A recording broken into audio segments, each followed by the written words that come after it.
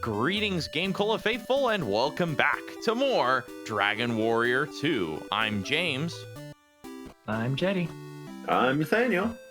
And last this episode... I was going to suggest this time let's go take the North Bridge over to where we're going. It's a little bit faster, and I think every step we can shave off this journey gets us to our destination in one piece more likely. Yep, unless we run into baboons. Something about that was almost a sentence. Yep. Alright, I think... Fewer baboons. Yeah, let's attack... So while you're focusing on battle, I can fill everybody in on what they missed last time, or just a refresher of what happened last time. We basically did what we're doing right now, wandering around this area, beating up baboons. That's pretty much it. But made a lot of progress, leveled up a bunch, and have been pushing the boundaries of what we've seen on the map, and hoping to find a town soon. GameCola, with his previous attack, did 36 damage, which is interesting to me because he has not had a weapon upgrade recently. So that was interesting to me. I'm going to also just Infernos because these guys can summon more enemies, and I would kind of just like to be done with them. So 2 issues that I have. Oh, yeah. So now, actually, I'm curious to find out, will the spell hit that one, right? 1. Oh, yeah. 2. It does. Okay, 3. It does, yeah. It's not only the ones that were there at the time. Okay. That's good.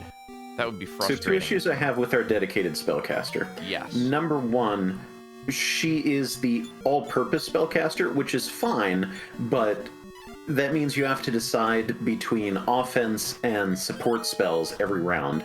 And in my experience in RPGs, offense wins basically every time, unless you're healing someone. And that, unless it's something like the original Dragon Warrior, where eventually your damage-dealing spells are outclassed by your weapon, your regular weapon. But, so, yeah, let's go west over the top of the mountain this time. And the other issue I have is that for as paper-thin as she is, she doesn't have any buff spells, at least not at the moment, to help reduce the amount of dying that she's doing. Yeah, well, and I think that's a very big gap right now, and especially with as much damage as everybody else is taking, and the fact that she doesn't have good equipment. Because it'd be one thing if it's like, okay, she can't equip all the big shields and the big armors and stuff like that, but she can equip special other, like robes or something that increase her magic defense or make her more resistant to status ailments, something like that. Like, that would be a good trade-off of, okay, maybe she's not as good at receiving regular physical attacks, but she's stronger against other stuff. That's a good trade-off. Right now, she's just paper-thin and there's nothing you can do about it, except hit the enemies really hard so they don't have a chance to get off a shot. And it is really taking a gamble to use any status effects on anybody. Yeah, and honestly, I was going to say... I was going to interject briefly saying, well, she does have the surround spell, which is a status effect, but status ailments on enemies are very different in terms of usefulness. Ooh, metal slime. But we have really strong enemies. Yeah, I cannot afford to focus on that metal slime. What I was going to say is take out the Carnivogs? Yeah, because they can put you to sleep. Yep. Good idea. Yeah, fight, Infernos. So, because buffing the party, like, the party is all one group, whereas enemies may be broken up into multiple groups. And so, even if you successfully get off a status ailment, that's only affecting one group of enemies, of which there may be multiple. Whereas if you get a buff off on your party, that affects everyone. And it basically has a 100% chance of occurring, unless, like, in a few of the later Dragon Quest games I've played, you have particular equipment that can sometimes reflect spells, which occasionally include helpful ones, which is annoying. There's definitely a few pieces of equipment in Dragon Quest VIII which it reflects enemy spells back onto them, and it's like, that's great. However, it can also occasionally reflect healing spells back at the person that cast it, which is annoying. So, yeah, there is definitely... I was going to say that the status ailment spells make up for the lack of buffs, but also I don't actually believe that that is necessarily true. Oh, ouch, Orfeo. Yeah, I was just gonna say, yeah. All right, I'm just gonna have to go full fight. assault here in the hopes Yep. that... Yeah. Yep. I think my ideal here would be if... I think my ideal here... maybe this is one where we burn a heal more on Orf. Possibly. I'm not quite sure. No, just a regular heal. Yeah, let's just heal. But I think my ideal in this game would be GameCola. You know, your Prince of Middenhall stay exactly the same. Your Prince of Cannock be the full-on support character. Forget about the fireball magic. Do all of the healing, or at least the most powerful healing, and all of the support your party kind of magic and the return spell. And then have Illy be the offensive and disable the enemy spellcaster. So maybe sleep. So, like, I'm gonna sleep the ghost rat because the ghost rat might call for backup. Yeah. Yeah, this is a situation where it feels like, okay, maybe we can do something other than Infernos. Oh, and game. Not that worked. Is to the point of killing things in one hit. Yeah, GameCola killed that Carnivog in a single blow. So of course we got to top off Illy again. Yep. But yeah, I think just by switching around a couple of spells between Orf and Illy, you'd get a much better balance of abilities and more choice, I think, about how to, or at least more interesting battles. That's not what I was expecting to have down there. Well. So, a thought. Well, forget the Oasis. I was going to say, next time we are in the vicinity of the Oasis, walk around it, try to walk into the water, and do some searching, just in case. Because that's highly suspicious. It is indeed. I am going to go ahead and just... You know what? It just Infernos. Parry, yeah, parry, Infernos. Yeah. Which is appropriate, because parry is very spicy. Well done. Very nice. Nice. Good That strategy. I like it. And we lucked out with the not getting hit by anything through this whole area, right? Yeah, wow. Hey! Wow, what? And there's a thing? No, but that's not where we want to be. We want a town. I mean, you know what? We were in saying that there was a tower that we thought we might be able to get to by going directly east from Hamlin. Perhaps that is still the case. We never did actually try that, now that I think about it. I mean, it's worth popping in here because we might find a treasure chest with better equipment, or people to talk to who give us hints about stuff, or just lots of monsters that beat us up. It's hard to tell. It's not guaranteed to be a bad place. Or maybe it will be. 2 ghost rats. Smack 'em. And Illy, we can always have parry. Yeah, that's a good point, honestly, it feels because like, she's doing the so 5 little... HP isn't going to do much. Yeah, in any situation where all it seems good for her to do is just attack with her weak little knife. Yeah. Yeah. Not the biggest fan of the tower music. Oh. Okay. Hello. No. Do you know what I know? Do you know? No, I do not know. The dragon's horn. Wow. Now we can tell him we do. Yes. But I have not yet spoken. Good. Okay. Oh, heal Illy. Or for some reason I thought she was at 15. Yeah, I did it's up to too. you. I checked that. Yeah, just briefly a moment ago. Now, as you might guess, that big gaping abyss is in fact a big gaping abyss, and you will fall down to the next level. Yep.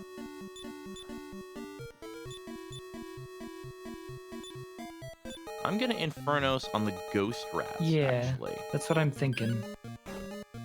I think we're getting to that point. Yeah, because there is a benefit to getting rid of the ghost rats before there's so many spaces available for them to call in assistance. Yeah. Harry.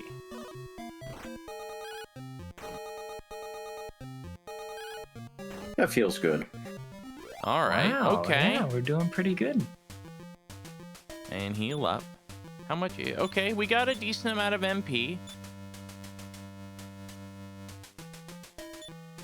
I had to pause and make sure I was healing the right one there. Yeah. Now, I will say it might be beneficial to try and measure your steps very carefully. Take as few steps through here as we can. Yeah. Nice. Yeah, 5 is a lot better.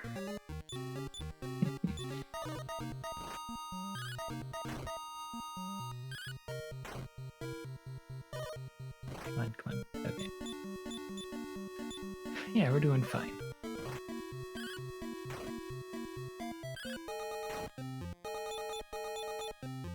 And I think this is where the game is starting to get interesting for me again, because we are so far out from any town now that now we really need to do that long-distance adventuring prep of, do we have everything that we're going to need, and then starting to pay attention to, okay, how much damage are we doing, how much damage are we taking, how fast are we burning through our resources. Yeah, I definitely And having agree. the metagame strategy start to kick in. Medusa ball. Uh-oh. Yeah. I am... Okay. Full offensive. Yeah. Actually, you know what? I suspect they probably know some scary magic. That's smart. Infernos. Okay. Ow. Ouch. Ow. Oh. No. Oh, come on. We were doing so well. The lack of any ability to resurrect party members is also a huge problem. So also we're stuck because we does return or Fiona's return you return. outside? Well, I can always drop down. You can drop through the hole and then walk out. Which I think I'll do right away, because I still have to walk from the middle of this out to the edge of the tower, and I could also be assaulted as soon as I leave onto the world map. Medusa Ball has already been reduced in health. Does it make sense to have Orf attack and then have GameCola hit the baboons instead? Yeah, good point. I'm thinking, I think that's... And then... Oh dear. Oh shoot. Oh, okay.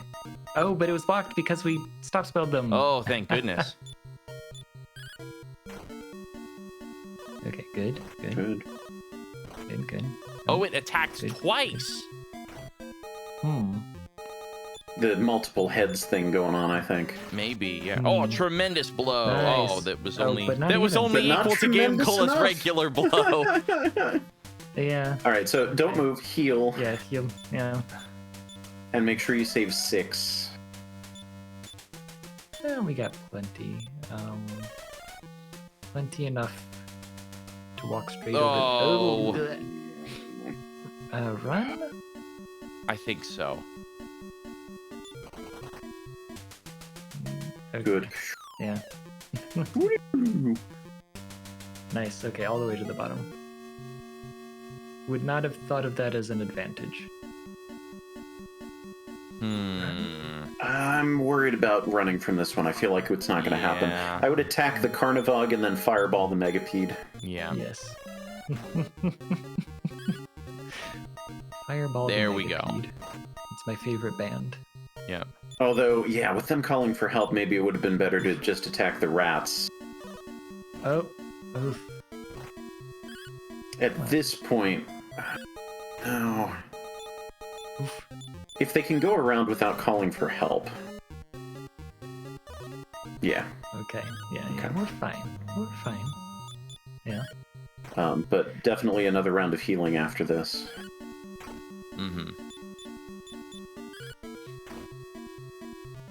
Oh, actually... So here, just for fun, cast Return. I'm worried that Or if I do there so, we- I will waste the MP. Can maybe afford a herb. I mean, yeah, that's the other thing you can do is you can use the herbs to heal up.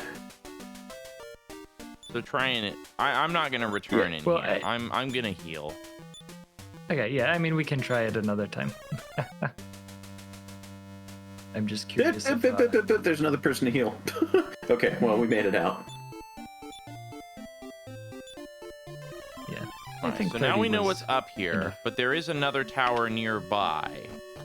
Yeah, and I'm not particularly keen on getting through that tower because that's just going to get us to the other side of that river. And then who knows how long until the next milestone. Yeah. So, and here's a question. Dare we... we just barely probably can't, can we? No, I think we could. I think we could get the broadsword. That's and then we would 1500. guarantee... Yeah, but we would be able to get that if we sell this 770 iron spear, right? Yeah. That is a good point, and we know that no one else can equip it. Right, and if I was assuming there would be a town on the other side. I thought we were like guaranteed Now, that there still might be a town because you could go straight north and follow the coastline on the east edge of the desert and see where that goes because we didn't go all the way there. Or we could be more diligent about exploring the oasis. Yeah, that's a good point. Okay, yeah, I'd be willing to leave it one more round. I also don't know if I made this joke, but it's called the Village Inn. Is it run by the village people? Yes. Yes, we did. I thought I might have, but all right, 578. Okay, well that's enough. Oh, you sold it? Okay. Yep. Okay.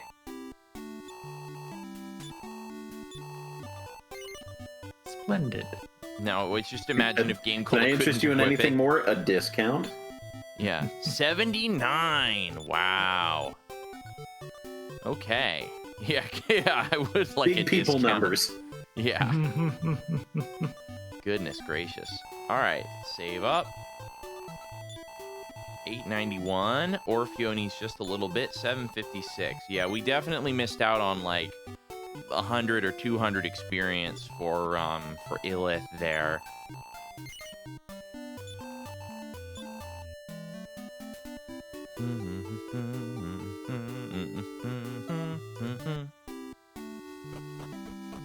It is good music.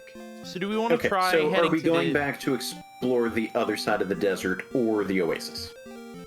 Well, again, I was saying, I think that there is a pathway to the other tower that we spotted in the southeast if we go due east from here.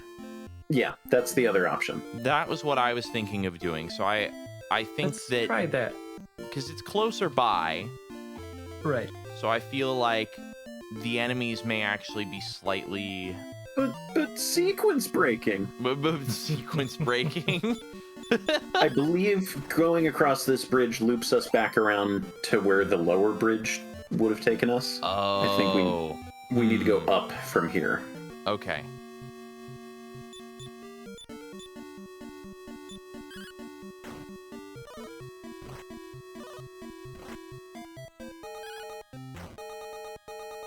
Nice. Boons And are honestly, not too if- bad now.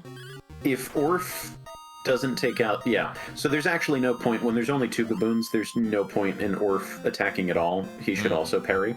Okay. And just leave it to GameCola to take out everything. All right. Leave it to GameCola. I kind of like and dislike that parrying is a legitimate part of regular strategy in this game. Yeah. Because it does, For like, on once. the one hand, it does feel like it's kind of wasting your turn, even though it's strategic. But on the other hand, it is strategic, and it's another layer of different ways that you can play this. Ooh, 28. Interesting. Wow, what is going on this round? Yeah, I think a heal is in order for this one. My general inclination is, if you can take out the enemy in one turn, don't bother healing, just focus on offense. Because you may not even get a chance to get off the healing spell before your other party member dies. Yeah. But if you're going to be around more than one turn, Oh, there's then consider it. Orfeo.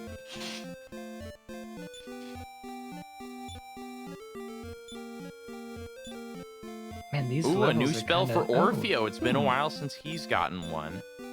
Wonder what it would- Outside! Oh, Hey! Well, that answers the question about return. Yeah. Whether return from the inside. Yeah. The answer is no. And I think Orfeo will be all right without a heal at the current moment. Oh, okay. That is blocked off.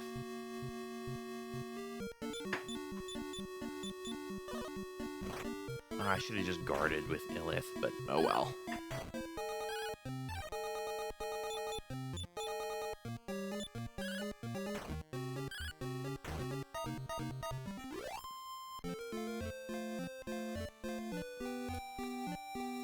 So then, how do I get over Go to this? over the bridge and then up.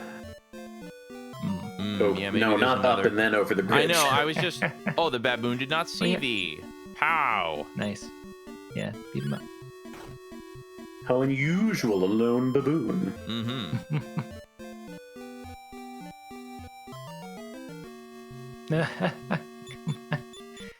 Good grief. Thou hast defeated the smoke. Yep. Has a similar ring to I attack the darkness. Attack the lizard fly. Orf fight is the gonna centipede? fireball the centipod. Yeah, Illy, Yeah. Infernos the baboons. It would be nice if Infernos could knock out a baboon in one hit. That'd be Yeah. That would be very nice, but yeah, nope. That's okay. I wonder what affects. Nope. Did you? Oh yeah. Okay. Sorry. Yeah. Yes. Yep. Attack Centipod, heal Orfeo, Oh, Infernos Infernos baboon. the baboon. That's Oh, good. Yeah. nope. Oh, Damn. come on. 1-1. That's rough. Well, at least we're not far from town. Yeah, it's Any just a plans to waste work? of gold. Oh, well, actually, Yeah. I guess not that I mean, big we of a... just got- Well, actually, no, it will be, because it'll be 240 gold, because it's 20 times your level. Yeah. Oh, Well, interesting. When the party you member is can't- dead, the music changes back to the original on the overworld. Oh, Good catch. interesting. Oh, crap, but I Yeah, how can't about go back. You have a wing. You Yeah, I have do a have a wing. wing. I mean, It's also we're not like right over very there. far. And we're in like a lower level area, so you're not missing out on that much EXP. And I mean, Italy Yeah, I guess that's true. is EXP. It's just right here. Yeah.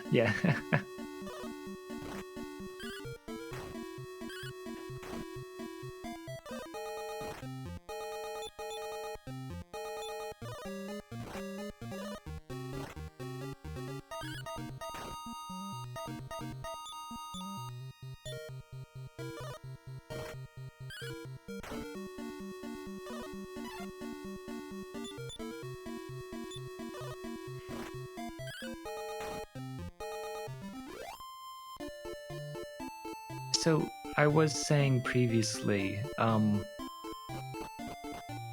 there's part of me that always wants to play a classic, JRPG or some sort of, NES game that I haven't played before.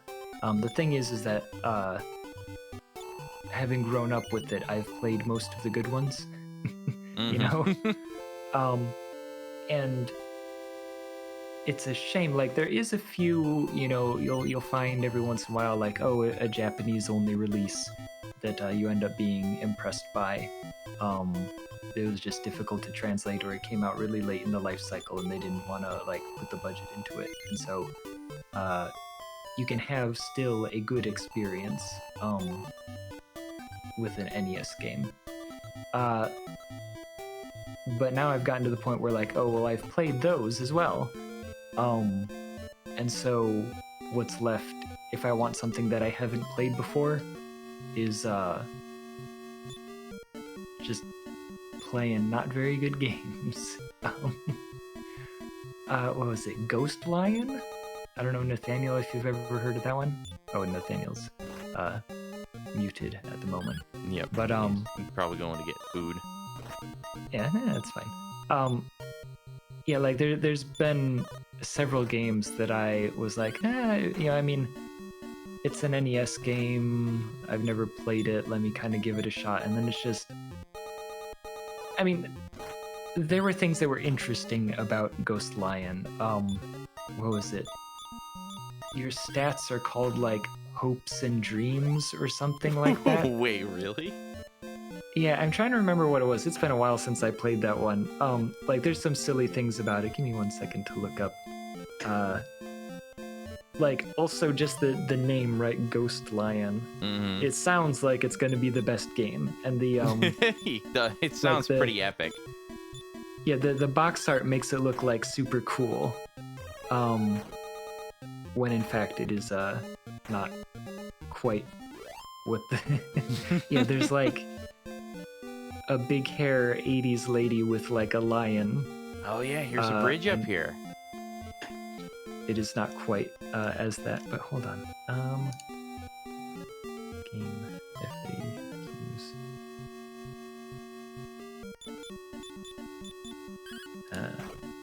Ghost Lion.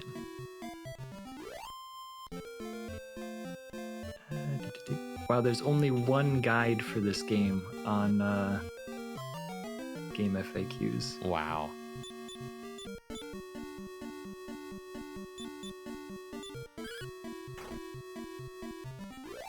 There's what is it? Strategy Wiki, I think. Strategy something has leather armor from that. some ones that are good. Woodus, I remember also finding some info on. Sorry. Okay, so your hope is your experience. Your courage is your HP. Your dreams are your MP. So I wasn't making it up. You have stats that are called hopes and dreams and courage. That's funny.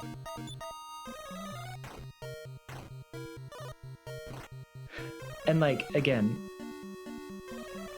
it's called Ghost Lion. It has a big hair 80s lady on the box with a lion. And your stats are hopes and dreams. It sounds like it's going to be really cool. But it was just a generic JRPG. There wasn't a whole lot really going on with it.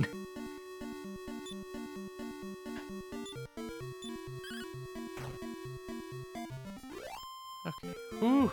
All right. I do like that the game is making us sweat at this point without outright murdering us. Yeah. Mostly.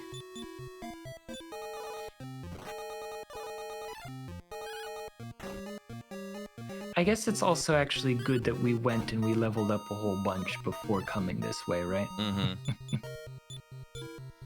Potentially, maybe this is where we were supposed to come and level up first before going the other way, for all we know. I have a feeling, right?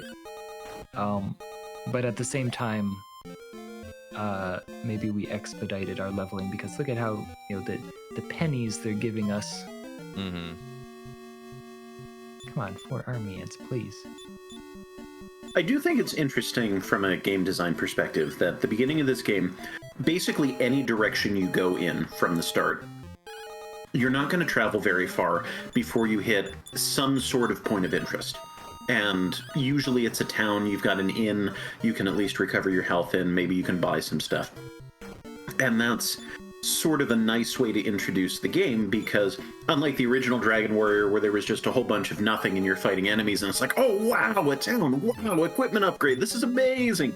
Like, it gets you into the groove right away of, okay, it's worth exploring in various directions. There's different kinds of things that they're selling in different places.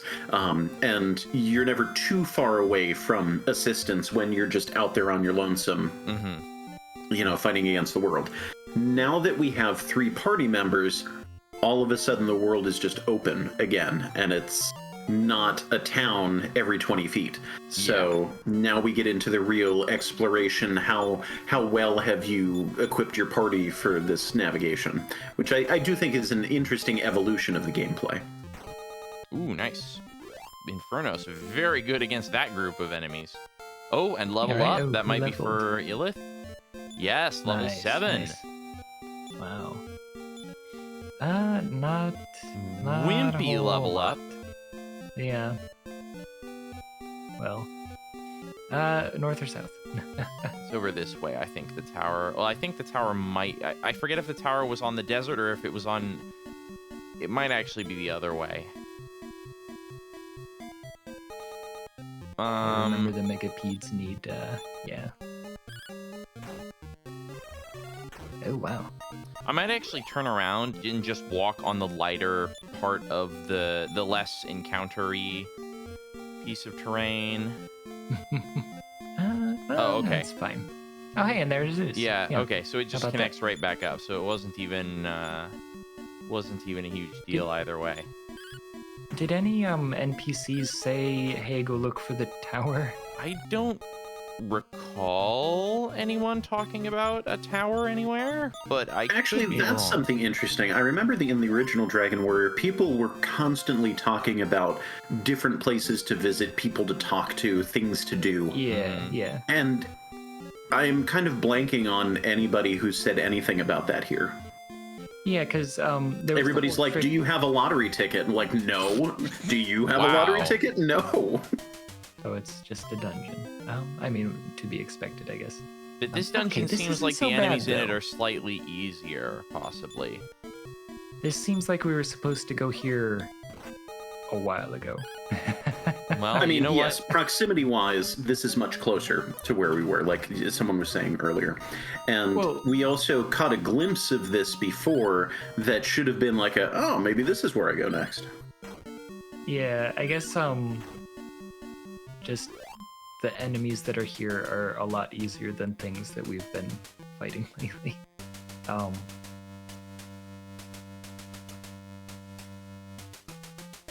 Okay, treasure chest.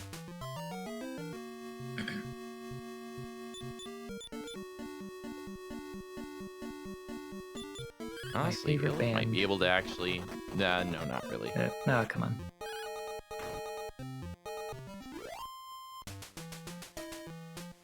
Although when a game is this open-ended, of allowing you to explore in different directions, tackle dungeons in whatever order, I definitely do have a tendency to push myself to go out of order if I can. Both because it's kind of a fun challenge of, can I actually do this? They have allowed me to do it, but can I pull it off? But also because sometimes it's fun to have that extra challenge up front, and then having an easier time with this where you can kind of coast through a little bit because you've leveled up more, you have better equipment going into it, and then having that juxtaposition between feeling heavily challenged and feeling like you're on top of the world. Yeah. I always remember, as soon as I would get, like, the airship in Final Fantasy or something, I would just fly around and try to find, like, the most difficult part of the world, and then, like, get to the town that's there, right? And try to get the best equipment, and then go back to everything else. That's exactly what I did in my last playthrough. Yeah.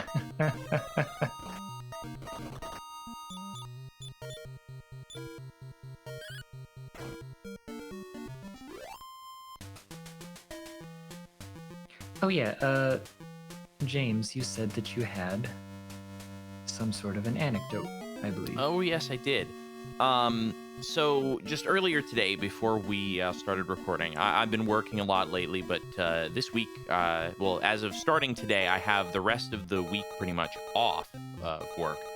And so I've been trying to get back into some of the other things that I do personally besides GameCola. And one of those, I'm actually going to Infernos these guys because they've got a lot of health. Yeah. And one of those things is I develop with a bunch of other people, I develop a community-driven flight simulator. And specifically, it's a simulator for the Apollo program, the space flight missions that landed people on the moon in late 60s, early 70s. And so we've been, one of our big claims, or not even big claims, one of the things that we're trying to do with this is to have the simulator be as accurate as possible. That is, the systems are simulated accurately based on historical data. because there's quite an extensive amount of documentation available that we've managed to unearth about this program, even though, it's very, very old and a lot of documents, etc., have, either not been archived or have just generally been lost to time. Oh, there's a person up there I saw briefly. Oh, yeah. Let me check health. Everyone's doing okay. And so what we, there's a lot of little details. Okay, there's a chest up there. Good to know. Yeah. So it might be that I need to go downstairs to reach that person, and definitely to reach the item. But there's a surprising amount of stuff that, despite all that we know, that we seemingly have very little information on, which is, as an example, the way there are various numerical displays in the cockpit of both spacecraft. And shockingly, we have almost no footage or photos taken of those displays during the missions when they're actually active and turned on. Right. Yeah. And so we have... Okay, dang. Wow, we really gotta... This is a kind of a puzzle here. It's hard to think and talk about this at the same time. Yeah, I have a feeling you're gonna go all the way to the top and then go downstairs. Yeah, levels. maybe.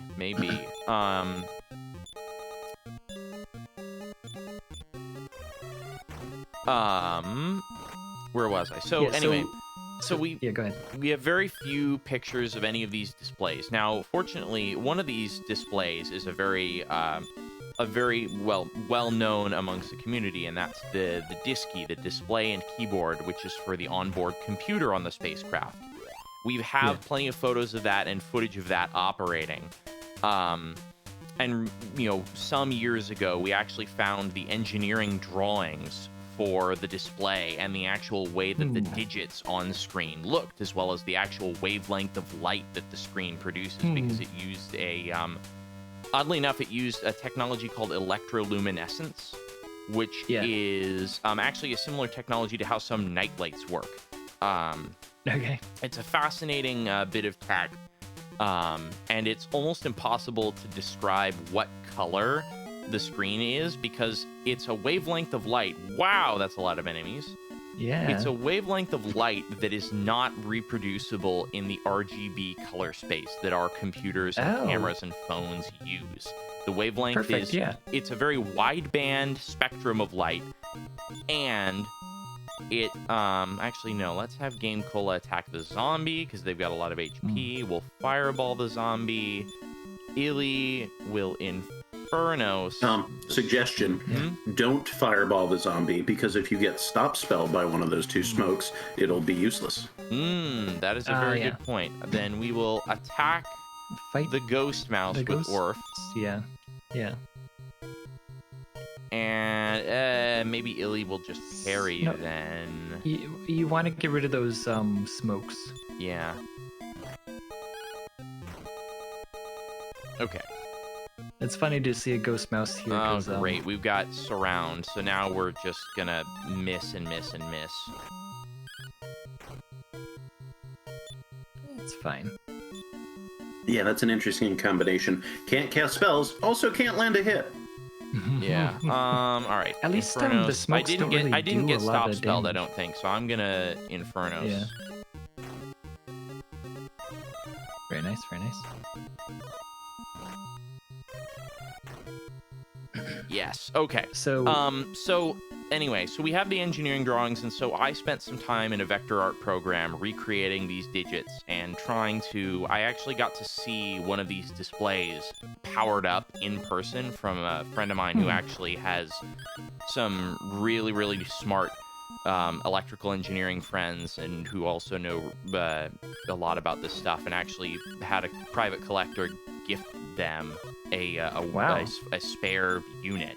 That have just been found in warehouses over time. Anyway, So this is meant to be a programming thing, but it just turned into a big long spiel here, and that's that. Oh man. Okay. Yeah. Nothing seemingly. I mean, I guess can that's get handy to if here. we need to exit quickly, but Yeah, that's the emergency exit. It's just jump out a window. Yeah. Okay, yeah, I already did GameCola, Fireball, and honestly, let's just parry just to avoid, because I don't really want to use more Infernos at this point. Yeah, I agree. But anyway, so, and in our simulator, all of the displays use the same numeric font, just because that's how we coded them to work from before we even knew what any of the display fonts looked like or anything. Okay, getting low. Yeah, I think if you just parry, or whatever. Yeah. Yeah, I'd heal either in or out of battle, so. But anyway, so we did all that, and I added a new font with a good-looking color that's as close as I could replicate to what it looks like in reality. Yeah. And so for a couple of years, that's been fine. It's been good. And then we found a piece of footage from Apollo 14 which showed their mission timer. And we looked at that, and so the display and keyboard, it's a very green color. It's a wavelength of, I think, 530 nanometers. The wavelength of light that it produces is very wide band, very broad spectrum. So under different lighting conditions, it looks different. It can look more blue or more green. Depending on ambient conditions, and also taking photos of it, depending on the film that you use, it can also bias it. In a lot of photos from the period, it actually looks bright lime green, which, as we've discovered, is not at all how it looks in person. Which, of course, complicates matters. So for a long time, our displays were bright green, and that it turns out to not be correct, and people were arguing over it.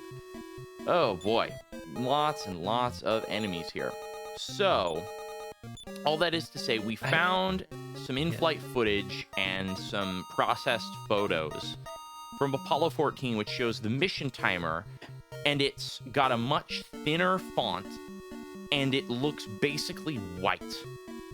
And so now we're just going, oh no, now we have to redo. And then we looked into some of the part numbers, some of the engineering model part numbers. And we found that, interestingly enough, the command module's mission timer was actually produced by Grumman, the corporation that made the lunar module, which is the other spacecraft. Oh no, we've been stop-spelled. That was a waste of Infernos. Damn. I feel like the smokes do so little damage, we don't need to worry about them as much anymore. Yeah, I guess you're right. So then we looked, and it seems like actually most of the numeric displays, aside from the display and keyboard, probably actually use a completely different font and are a completely different color. So you have one display in the cockpit that is sort of this deep, vivid, interesting bluish-green color and has a specific font. And then we have all of these other displays which we don't have any particular, like, solid documentation on what the font looked like or what wavelength of light they produce. But that from the few photos we've been able to find, produce a sort of light blue light and use a different font. And so we're like, now we have to change our code. And so that's what I've been doing earlier today before we started recording, was going into our code, because for each individual numeric display in our code, we have different rendering code for displaying each of the numeric digits. And so I had to change the size of the characters and everything to use a new sort of tile set. And so it was just like, oh my gosh. And then of course, not only do I have to change the tile set, I also have to change the regions on the visible display area where that tile set can render to, because we have a sort of defined rectangular region, so that drawing relative to the display is easy. But if the region is too small, it just refuses to draw, because like if our safe region is 20 pixels tall, but the font is 24, it just fails because it doesn't have enough room to copy the bits for the bitmap data into. So it's just a long, tedious process. MP, now that we are closing in on... maybe I'll use... You know what? We're okay for maybe one more battle, I think, Yeah, for Orfeo. yeah. Let's just go all the way to the top. Let's just speed straight up and see. Oh, Oh, good. great. Wonderful. Easier said than done.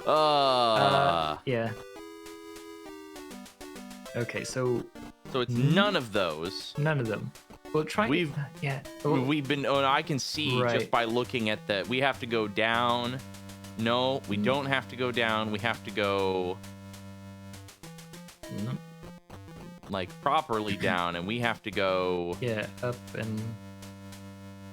Yeah, you have to What? get to that one over there. Yeah. Okay. But now- how do we get there? Yeah. How do you get ye flask? It. Go back down. Hang on. I just want to check one more time. yeah. So. Yeah, all 4 of these. Wait, Yeah. hang on. But there's one in the upper left. So we have to go down, right? Okay, yeah. So it's in the upper left. I'm gonna run away, I think. Yeah, sure. All right. So I've got to And go if down. you- I think I need to go down another floor, possibly. Yeah. Yeah. But yeah, so that's the fun that I've been doing today is just manually adjusting the pixel values and rewriting all of our font code. Wait. Were you gonna cast Fireball? Yes. Don't cast Oh Fireball. yeah, don't Yeah, cast save your magic. Fireball. Save Limited. it, Yeah, yeah. save magic. Yep. Let's heavily parry in case the Jedraszczak does Yeah. something before GameCola smashes. But yeah, because all of our code for each display expects a specific hard-coded size of, pixel rectangle for each Right. digit, and because the font is larger and spindlier, I had to make each digit larger, so the tile set graphic that it pulls from now has different pixel sizes, so all of the math that we do to render each and every display needs to be updated one by one to support this new larger Yeah. size. So it's tedious to say the least. But also kind of satisfying to watch everything slowly come together and tweak and adjust the displays until everything looks Yeah, nice. and also just kind of the historical, archival sort of aspect of it. Like you're Oh, yeah. preserving something that only maybe a few dozen people actually saw. in Yeah, person, exactly. And that's actively. part of what's so this is what I don't get. Right. So we can't. So this is too low to get into that sort of offside area. But I don't see any passageway. Yeah, well, we haven't gone down that was to the left, right? We did. That was the way I came up originally. Over on the left? You Yeah, didn't go this down the center pathway one? goes down to the first floor, and both are easily accessible. Okay. Okay, so what about that other staircase that went down? Well, That was in the middle. Yeah. That's the same one. There's 2 staircases on this bottom And they floor both- here, which go up and are both connected together. So So if I go, so there will be a staircase up on this floor in the center of the area, which will Yeah. take me to the same place. okay. See? So Okay. whichever staircase I take here up from the bottom floor doesn't matter. There's nothing else here. And there's no way to get to this upper left corner aside from on a higher floor. Ugh, I'm getting really low on MP, and I'm not happy about it because eventually I am going to have to leave here and then make this big, long trek back to this tower. Yeah. I was not If we expecting care to get about this so tower. thoroughly turned around. Because I feel like I've tried exploring some of the little extremities of the various floors, and I'm still... So we gotta go up. there's something over there to the left. How do I get over there?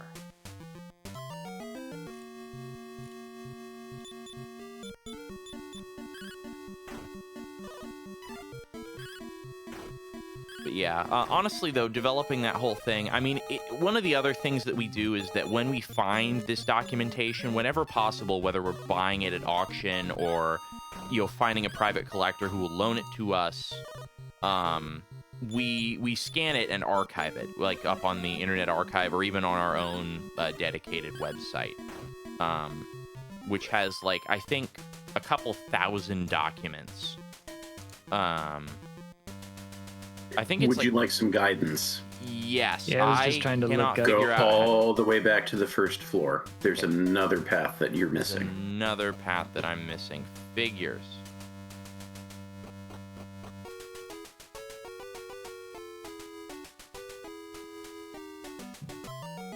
Maybe it's over on this side. You did exactly what the game developers wanted you to do.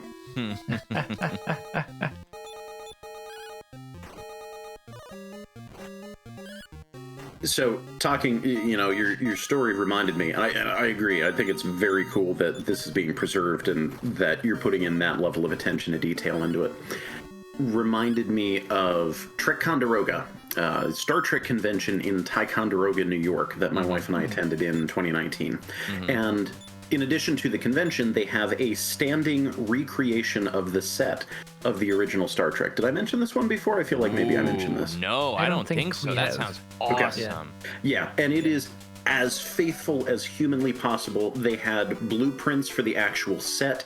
It's not supposed to be like, we just recreated the bridge on the Enterprise. It's no, we recreated the set, so there's no ceiling. Maybe we're missing some walls somewhere. There's a guy here. I just missed him. So everything is laid out exactly as it was on the soundstage there. Yeah, and that's awesome. The method that they used was, let's just pour over every photograph, every episode, every video, everything that we can possibly get our hands on. And if we can't find visual evidence of what it actually looked like, we don't make it. We don't do it. So there's actually a part of McCoy's office that there's a bench that you see in the corner of the screen in one of the episodes, and there's 2 cushions on the bench, and then there's this empty gap where there should logically be a 3rd cushion, but it wasn't in any episode, it wasn't in any photograph they've ever found. So they're just guessing that the bench continued that far, but they never actually saw a cushion on it, so they did not put one there. That's interesting. Yeah. I don't know if we quite go that far. I think generally where we try to interpolate as best we can, but there's a lot of spots where we just, it's literally, we have to guess. Like this particular font, I tried talking to the chest. It didn't work very well. Well, I can imagine that you haven't seen every single symbol that font can output or whatever, right? Well, it's just a numeric display. It's a 7-segment display. So, okay. So that's not the hard part. The problem is that we only have 1 or 2 photos of these displays actually turned on and operating, and they're, not focusing on that. So we don't know what exactly the font looks like, what color it's supposed to be. And in the same way, we don't really know exactly what it sounded like to be in the spacecraft. That's what's especially wild to me. I'm going to use a medic. Well, actually, no, we're still okay on Illy, but I think the next time Illy takes a big takes some big damage, I'm going to use a medical herb instead of using MP, because Orfeo, I really want to use Return, or I guess I could use the Wing of Wyvern if really necessary. Yeah. Because this guy to fight without magic is going to take a little while, but you know what? It's fine. I think you should be fine with all 3 of them hitting. Ow! Because, Perhaps not. Parry everyone else. Yeah, I'm gonna medical herb Illy, and then parry. Yeah. Okay, we're good. Oh, nice. Hey, okay. Yeah. But yeah, so there's it's just fascinating how some of the most obvious details that would have been to anyone actually there, and or to the people at the time. Yeah, fight Perry. Yeah, fights Perry. Or stuff that's not fully documented. Like, we know that it was kind of loud inside the cockpit, that certain components were very loud. They said that the bearings in some of the cabin fans in the cockpit were like really noisy on certain flights, or that sometimes you'd have like loose particles would get into the thing, and so they'd rattle around, and the astronauts would, slightly complain a little bit about that. Yeah. But we don't have any kind of recordings of what that sounded like, for example. Right. And that's one of those really fascinating aspects, is trying to preserve all of this while also realizing that there is so much to know that it's hard to fathom, and that there's always the Cloak of Wind. Put it on the princess. Ooh, okay. Who took it? Okay. Throw it away. Illith cannot equip the Cloak of Wind. That is not something that so can be does that mean that it's not equipable? Click on and use it. Yeah. Oh. It's kind of like the dragon scale in the original game. But then what did it do? Let me see your stats again.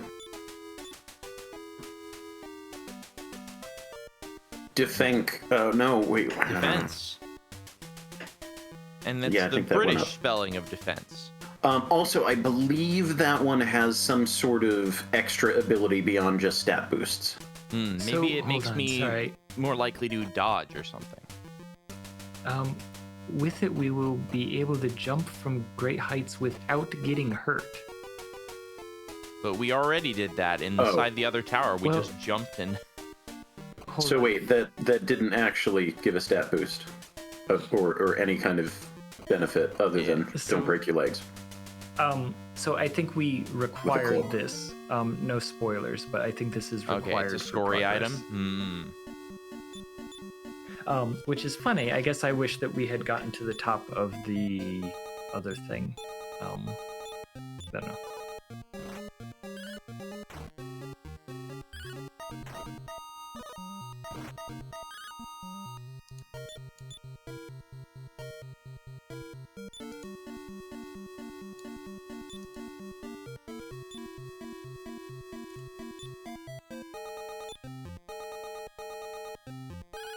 Okay, I'm gonna look this up.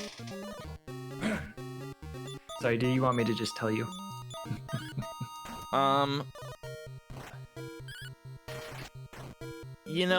Actually, well, you know what it is? Because I wonder if it's like, I think this was also a thing in Dragon Quest III that I remember from playing. I don't remember how far I got in that game, but at some point I had to go onto a tower. I had to cross a small river.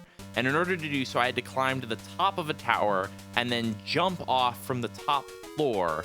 And that would actually place me on the opposite side of the riverbank. Yeah. And remember we were talking about the dragon's horn and that there are two of them? Mm-hmm. Yeah. Okay. So it is as I suspected, that we have to jump from. So it's a good thing we didn't go through and finish that tower. Ooh, hey. Yeah, well, that's what I was kind of hoping that we would find out. Sorry, I guess I was confusing that for something else. I really thought it was equipment, and that would have been nice. The treasure chest at the top of the tower was empty. Oh, that is so like this tower. Yeah. I mean, hey, at least we got the thing that we actually came here for. All right, I'm going to outside. And we can, just... Well, but how much is it going to cost? I mean, I guess... You still have a wing. Yeah. 6. Okay. Yeah, that's what I thought. Then we will... So I've got 2 wings, so you know what? We'll use 1. Yeah. Because that's all we need to do here. No more... no need for that tower anymore. Which is also good timing, because I would say that we are... Yeah. I've also got 1,800 gold again. Wow. Did we get the Yeah, we have all. We got the shield, and Yeah, we got we've the got sword. all of the equipment that we could need at this point. Right. I all think the it's time to equipment look we for can buy. another town. I do as well, but the question is, do we have to cross the little Dragon's Horn Tower in order to find the next place? I guess we could inspect the Oasis some more. So yeah, we didn't check out the Oasis. We didn't go in the northeast of the desert. Mhm. And was there anywhere else on the path to the tower we just came from where we could have explored? I don't think so. I'm not positive, but I don't think there was any. I don't think there was any more place that we could have gone there. I don't know. We'll check again. Maybe Yeah, in the next episode. in the next episode.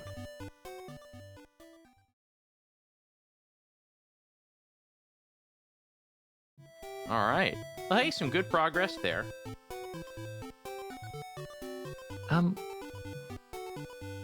Yeah, right. We did something. Yep. We got a story progression item that so that's good. And you know what? I felt like that tower was a decent challenge, but not brutally difficult. Like there was I had to be a little thoughtful about how I managed my resources going through there. And I think it's good that we leveled up because otherwise we would have gone in there like 3 times. Yes. That is certainly true. Also, once again, more good banter happening after we've stopped rolling. I actually was still recording, so I might just drop Same. that in there. Yeah. But yeah, again, I just keep going, oh yeah.